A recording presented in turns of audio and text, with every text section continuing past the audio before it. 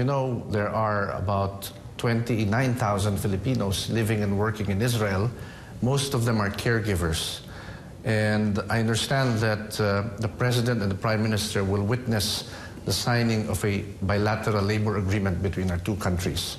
This will ensure greater protection of our workers and will hopefully eliminate the imposition of illegal and exploitative placement fees and recruitment fees on our workers. So this arrangement will be to solidify the life of the Filipinos in Israel? Yes. The caregivers, the Filipino caregivers in Israel are an important bridge between our two countries. They help their families back home, but they also help the elderly here in Israel, and we are also helping Israel cope with an aging population. So taking care of them, taking care of the caregivers through this agreement will be an important achievement during this visit. And also, I think that there is a very close cooperation between Israel and the Philippines in the area of security, of defense. Yes, we do exchange information on counterterrorism. We know that Israel is very good in security matters and the quality of its intelligence. And we also have our share of experience in battling terrorism in Southeast Asia. Mm-hmm. So we can learn from each other, we can exchange information, and at the same time we are building our counter-terrorism capabilities in terms of technology, in terms of defense equipment, and in terms of intelligence. There is a small group that ally themselves with radical Islam and are waging an insurgency in the Philippines. So this is what we want to combat, and we are very pleased that Israel is helping us in that area through counterterrorism cooperation. Tell me, Mr. Ambassador, do you think that the Philippines is using Israeli arms in order to combat, to eliminate the drug dealers in your countries? Well, this I cannot confirm. No, I don't have that information. What do you know about this? No, I'm not aware of this information. Can you explain the policy of President Duterte concerning the drug dealers? And I understand that many Filipinos were killed under his authorization. Well, that's not quite accurate. Well, arguably, the present administration is more decisive and stricter in implementing rules against drugs. But, you know, we have every right to protect our nationals from this terrible scourge that is affecting so many of our countrymen. You know? In fact, the estimate is there are several million Filipinos who use these drugs. So, you know, we're just exercising our right to protect our citizens.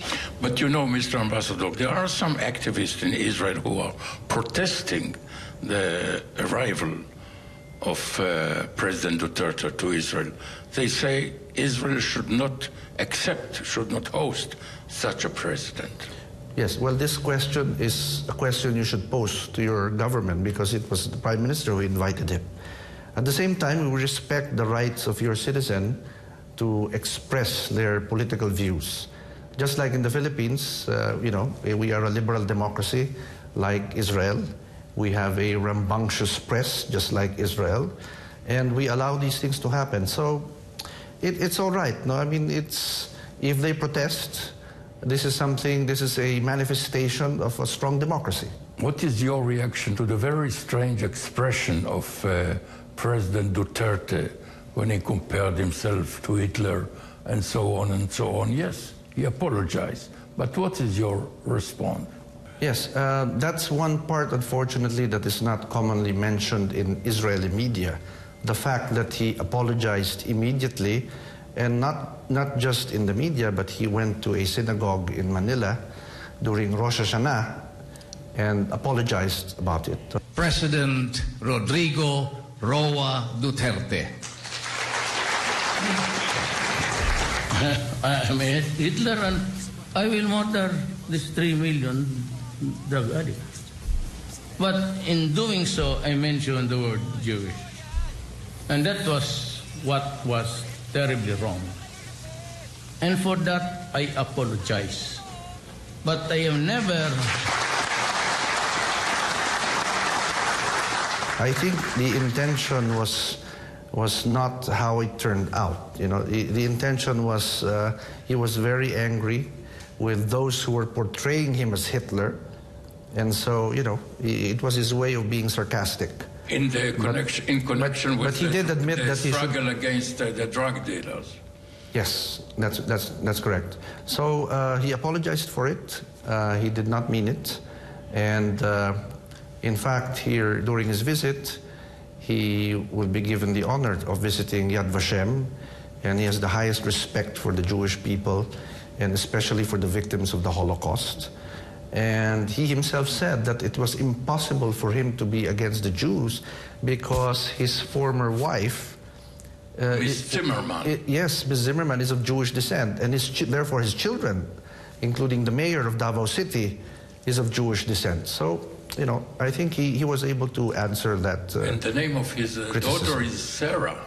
Yes, and the grandson is Yair. You seem to know more about him than me. Well, I did some homework. I thank you very much, Mr. Ambassador. Thank you very much for this opportunity. I wish your president a very pleasant stay here. Thank you.